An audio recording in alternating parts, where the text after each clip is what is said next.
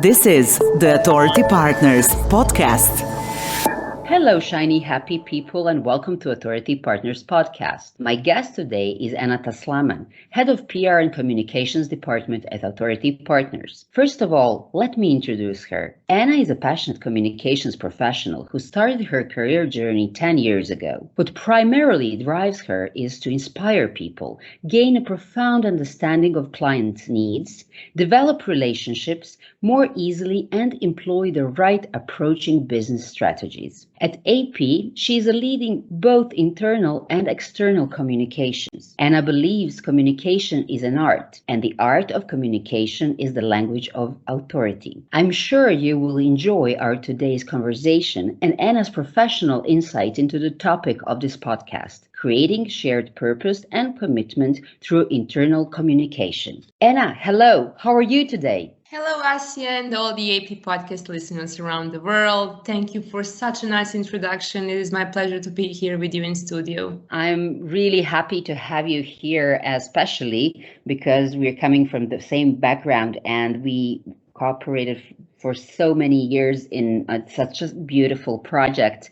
So, Anna, I think our listeners will learn a lot from this podcast about internal communications, but let's start with some basic knowledge on it. What exactly is internal communication? Depending on where you look, you'll discover different definitions of what internal communication is. In the simplest form, internal communication is all about promoting effective communications among people within an organization.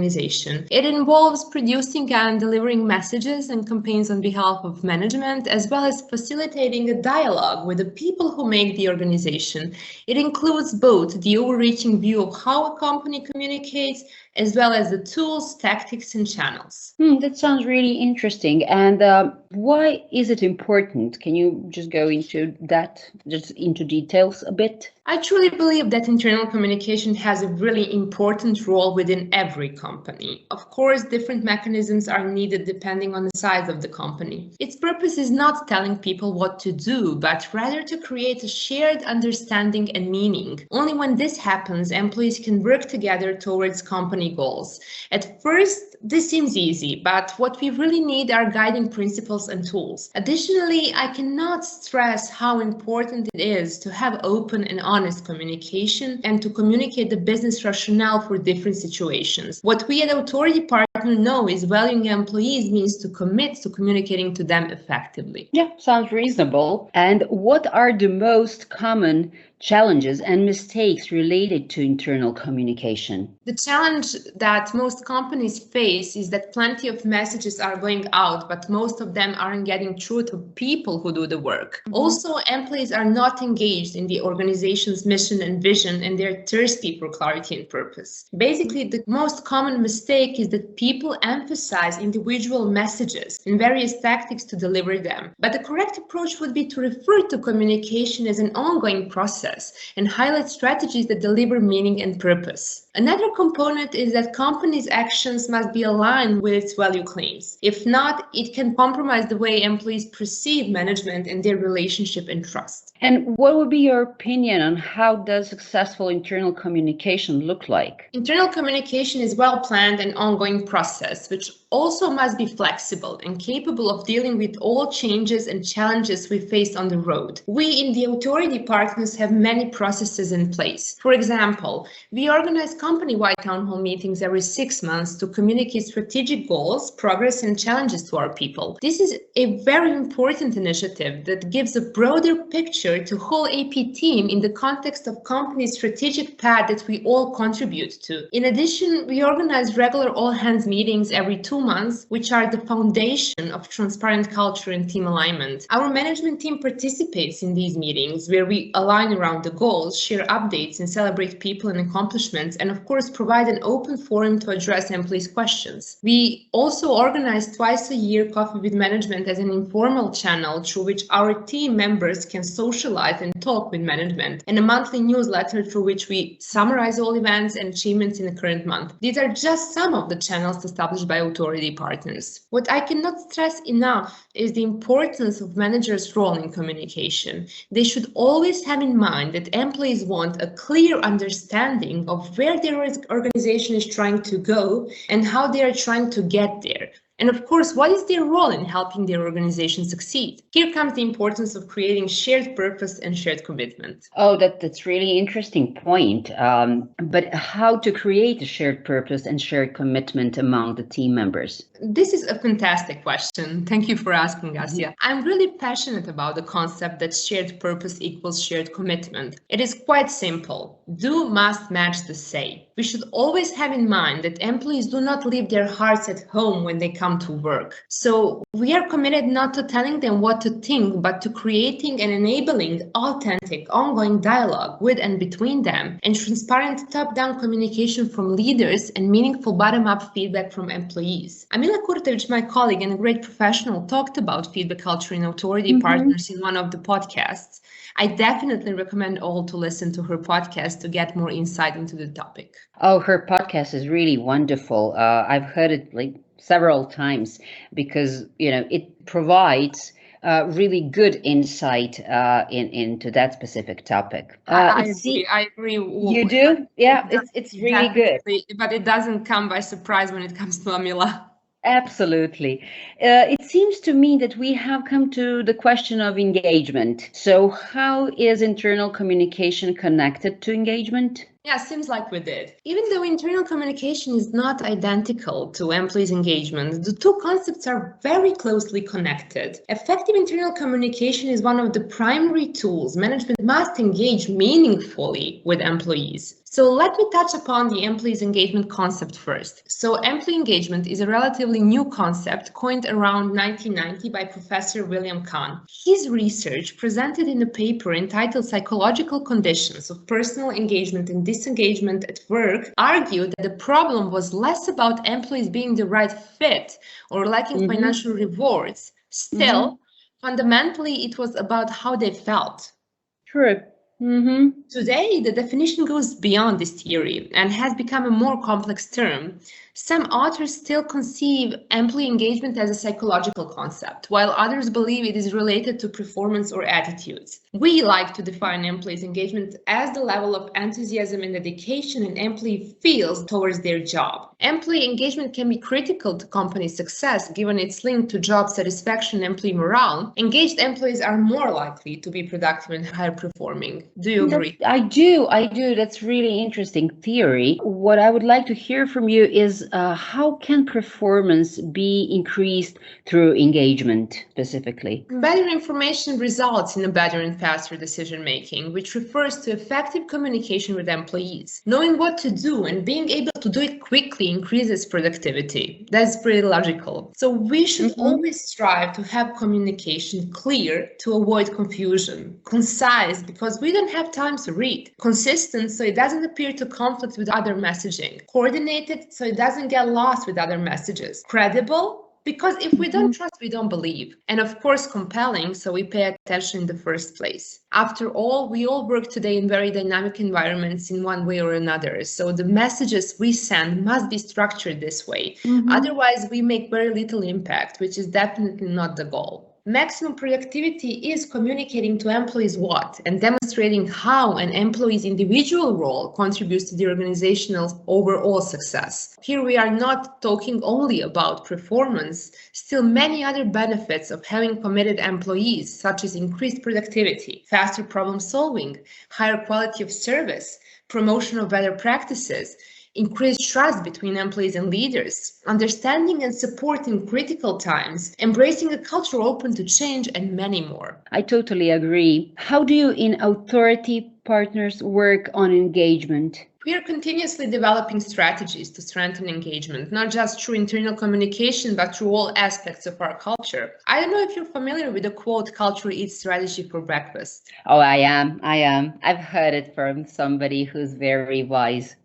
Very wise woman. I really like that quote, and we in AP use it often. This is a quote from legendary management consultant and writer Peter Drucker. Hopefully, we are all aware that he didn't mean that the strategy was unimportant, rather that an influential and empowering culture was a sure route to organizational success. Cultural warriors, as I like to call them, are engaged employees, and we should inspire cultural warriors. Basically, engaged employees are much more prone to jump on board with companies' efforts to change. Again, let me use an example. Let's say a company must make a change in the organizational structure to continue operating efficiently.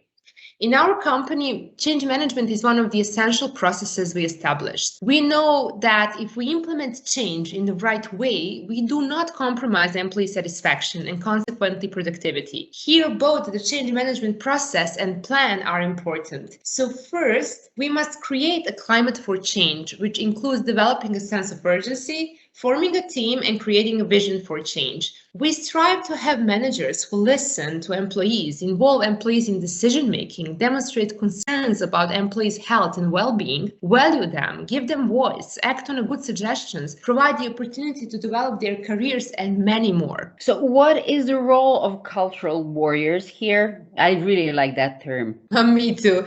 Cultural warriors should be the target audience to communicate with, not to. Second, we must engage and enable the organization. This includes communicating the vision to employees, empowering them to act on the vision, planning for change, and creating quick wins. Finally, we must implement and sustain the change, and this includes consolidating improvements and standardizing the change to make it stick. Cultural warriors should be part of the change process by serving on focus groups or task teams that help formulate the change strategy. Later, they will pursue others to accept the change. Well, that's really interesting concept. I never kind of thought about it from that specific angle. So, do consultants have resistance to change? I mean, that's pretty psychological thing, right? Yeah, basically, as most things in life, the answer to this question is closely related to psychology.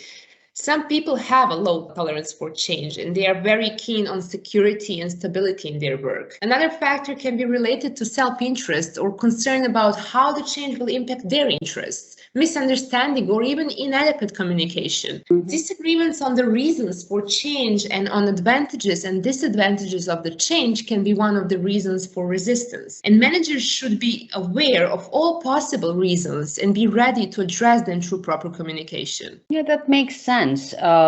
What would be one of the most crucial things you would emphasize when it comes to change management? Time, definitely time. When implementing change, time is crucial. A typical work environment includes communicating change promptly and maintaining low fear and resistance levels. As time goes by, worry and uncertainty come, which leads to productivity loss, dissatisfaction, and passive resistance. As fear and resistance increase, we risk losing employees, having a client impact, and active resistance. Why internal communications is one of the priorities in AP? For many reasons, we at Authority Partners know that employees are the most important audience. There are plenty of reasons, as I said, and some of them is that they influence one another, directly impact company culture, productivity, task profitability, and significantly influence external audience perceptions in the way PR and marketing efforts cannot. That's true. And from like kind of following and reading different materials from different international companies, even in nowadays, in 21st century, I guess internal communication is not a priority for every large size company. And that's really, I mean, in a way it's bad because like I can hear from you how much is it important and how it influence almost like every aspect of the company result and how much impact has on employees. That's true. The internal communication is a pretty new concept that is trending, but it definitely plays very important role within every organization. What I'm really interested, and I'm sure you can tell us more about how employees influence external audiences. Internal communication and external communication go hand in hand. Both are of significant importance for business growth and performance. They have different objectives, deliver messages to different audiences, and support the business in different ways. But this does not mean that they should be working in silos. Messages should be unified. The alignment among the two is absolutely crucial to creating a positive organizational culture. This is why we at Authority Partners keep both under one communications department. Also, having engaged employees is extremely valuable as they can help a company get more brand awareness, generate more sales, and attract more talent. We invest in our employees a lot. We empower them to become brand ambassadors. Our goal is to provide consistent brand experiences, build trust, and create enduring, supportable brand relationships. It is no longer enough to simply tell your brand story. You must live your brand promise inside out, the same way we deliver our excellence and grow together every day, because it is simply a part of the Authority Partners culture that we empower through everything we do. Fabulous. Thank you so much for sharing with our listeners and sharing with me this great insight on internal communication. But for the end, Anna, what would be your message? What would be your key message so we can end on a high note? The takeaway from this podcast is do, must, match the say. I think that is one of the most important messages. Also, the importance of managers' role in communication.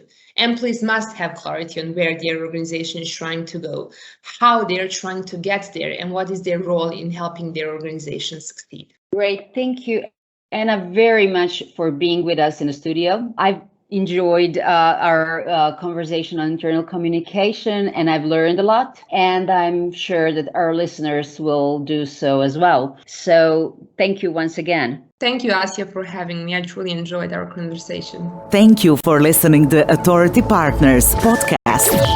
Stay tuned for the next episode.